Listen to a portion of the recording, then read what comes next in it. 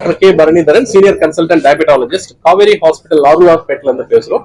இன்னைக்கு நவம்பர் 16, 2025 காவேரி ஹாஸ்பிட்டல்ல ஒரு மெட்டபாலிக் வெல்னஸ் கிளினிக் அப்படின்ற ஒரு கான்செப்ட்ல, ஸோ அதாவது நம்ம வளர்ச்சிதை மாற்றம், நம்மளுக்கு வந்து டயபெட்டிஸ் தான் கேள்விப்பட்டிருக்கோம். டயபெட்டிஸோட மற்ற ப்ராப்ளமும் இருக்கு, ப்ரெஷர், கொலஸ்ட்ரால், அது கூட ஹார்ட் ப்ராப்ளம் வருது, தைராய்டு இஷ்யூஸ் காம்ப்ளிகேட்டட் ஆகுது.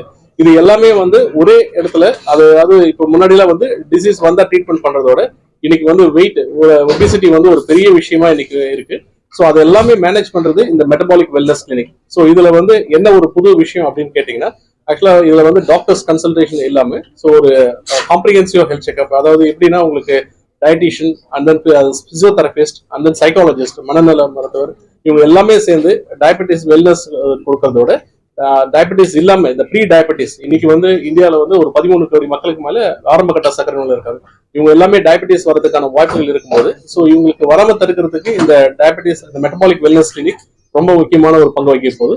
ஸோ இது வந்து அவங்களுக்கு ஒரு பெரிய ஒரு வரப்பிரசாதம். ஏன்னா நம்ம நோய் வந்தா அதை வந்து சரி பண்றதோட நோய் வராமலே எப்படி தடுக்க முடியும், வெயிட்டை வந்து நம்ம எப்படி மேனேஜ் பண்ண முடியும், இதுதான் இன்னைக்கு காலகட்டத்தில் ஒரு மிகப்பெரிய சேலஞ்சஸ். ஸோ இதுக்கான ஒரு முழு பரிசோதனையை இங்கே கொடுத்து, ஸோ அதுக்கான ஒரு சரியான ஒரு சயின்டிபிக்கான வழிமுறைகள் கொடுத்து அவங்களுடைய வாழ்க்கை தரத்தை இம்ப்ரூவ் பண்றதுக்காக தான் இந்த மெட்டபாலிக் வெல்னஸ் கிளினிக் வந்து இன்னைக்கு காவேரி ஹாஸ்பிட்டல் ஆழ்வார்பேட்டில் தொடங்கப்பட்டிருக்கு. ஸோ இதனால வந்து இன்னைக்கு எல்லா மக்களும் கண்டிப்பாக வந்து பயன்பெறுவாங்க அப்படின்றது நம்புறோம்.